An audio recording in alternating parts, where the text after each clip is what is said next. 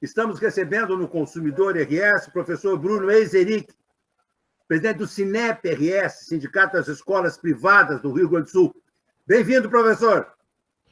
É um prazer, Apel, mais uma vez conversar contigo e falar de um assunto tão importante como a educação. Eu fico muito feliz que tu abre oportunidade nesse teu programa para que a gente fale sobre educação. Infelizmente, a educação não é prioridade para o nosso país e cada vez a gente tem mais exemplos do que isso está acontecendo. É muito triste, mas vamos falar sobre educação sempre.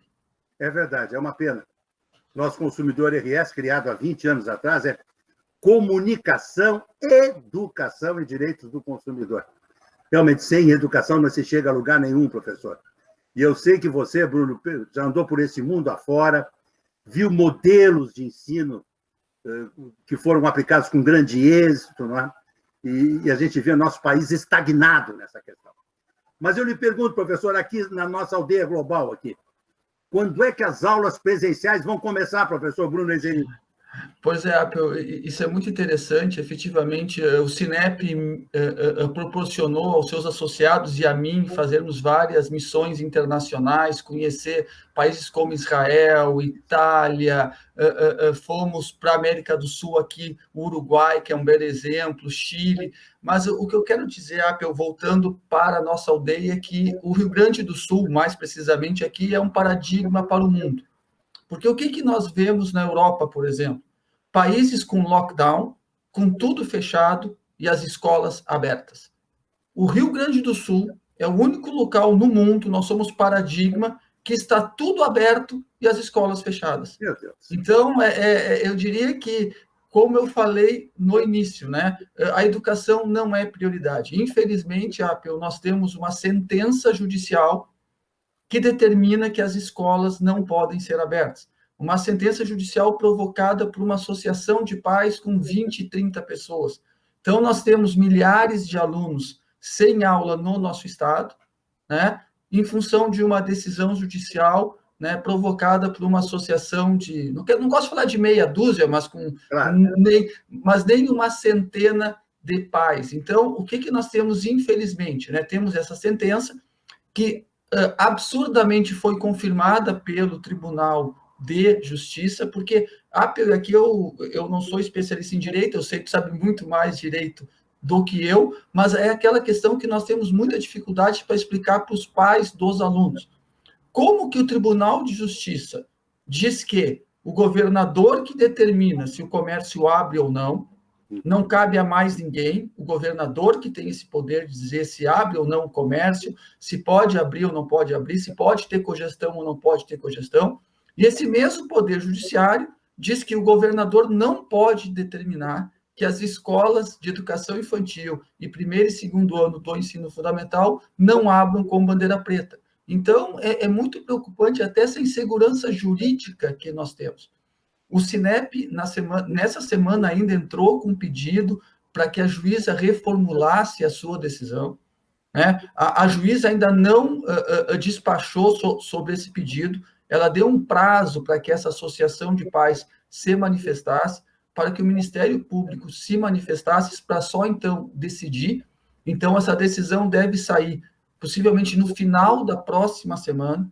Então, é possível, Apel, assim, sendo otimista, né, que nós tenhamos a volta às aulas presenciais no estado do Rio Grande do Sul a partir do dia 12 de abril. Ou seja, nós vamos ficar desde o final de fevereiro praticamente mais 1 mês e meio com as nossas escolas fechadas. E eu só quero completar com uma informação muito importante. Foi feito um estudo pela Fundação Getúlio Vargas, que esse ano parado que nós ficamos, lembrando que a rede privada, a APEU, sempre atendeu de forma remota. O que a gente sabe que não aconteceu em muitos casos nas redes públicas. Mas 1 ano parado para as nossas crianças significa que nós vamos voltar aos patamares de 2017. Meu Deus. Ou seja, nós estamos perdendo 3 anos. Nós estamos regredindo 3 anos.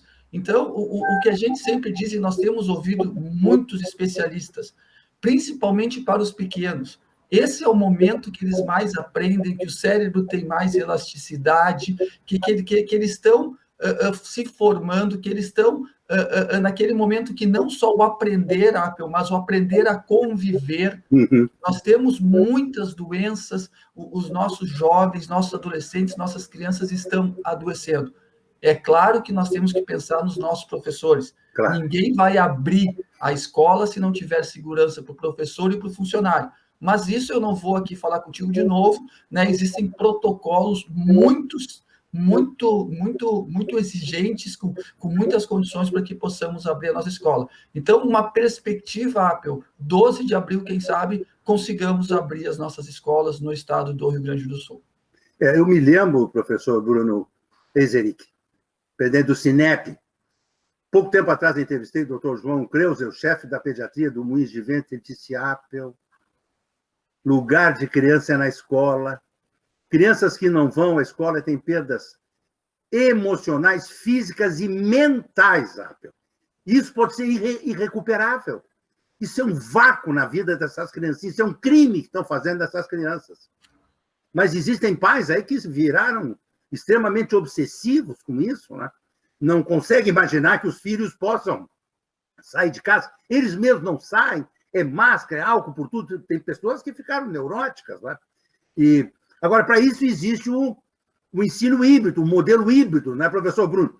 Uns vão para a sala de aula, outros continuam em casa no módulo à distância. É possível harmonizar as duas coisas, não é? Claro, exatamente isso, Apple. É o que eu digo assim, ó, aqueles pais que não querem que os seus filhos vão para a escola, que entendem que não é o momento ainda, não é obrigatória a ida para a escola. Quer dizer, nesse momento que é obrigatória, não ir à escola, porque as escolas estão fechadas. Pois é. Então, o que eu sempre digo é o seguinte, eu não entendo por que os pais entraram com uma ação na justiça para fechar as escolas. Se eles não quisessem que os seus filhos não fossem à escola, bastava não levá-los, que a rede privada atende esses alunos de forma híbrida. Então, nós temos a aula presencial para quem quer ir à aula e a forma remota para quem quer ficar em casa. Então, assim, ó, a rede privada, desde março do ano passado, começou a atender de forma remota. Lá por agosto, setembro do ano passado, pudemos voltar às aulas presenciais.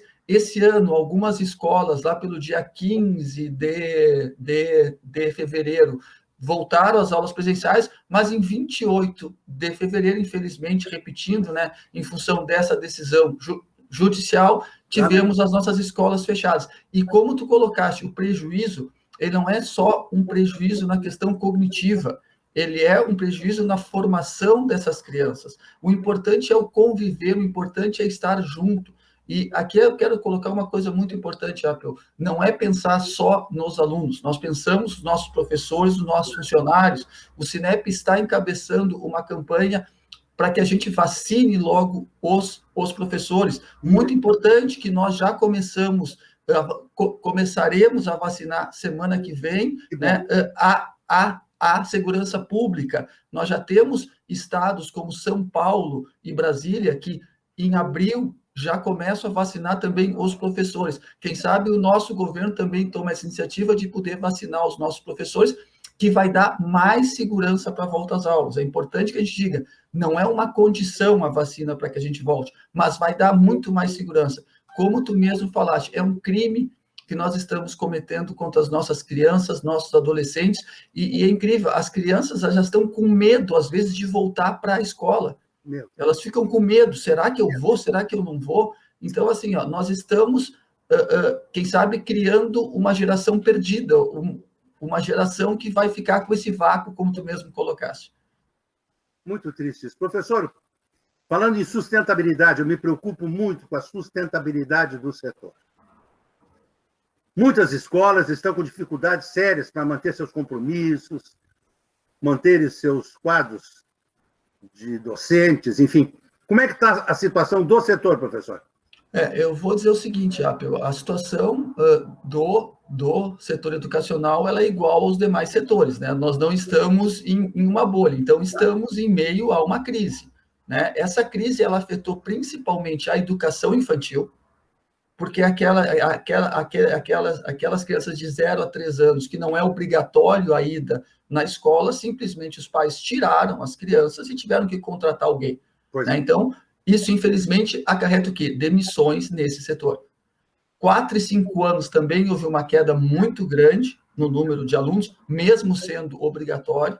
Em relação ao ensino fundamental e ensino médio, aí a perda foi muito pequena, em torno de 1 a 2%.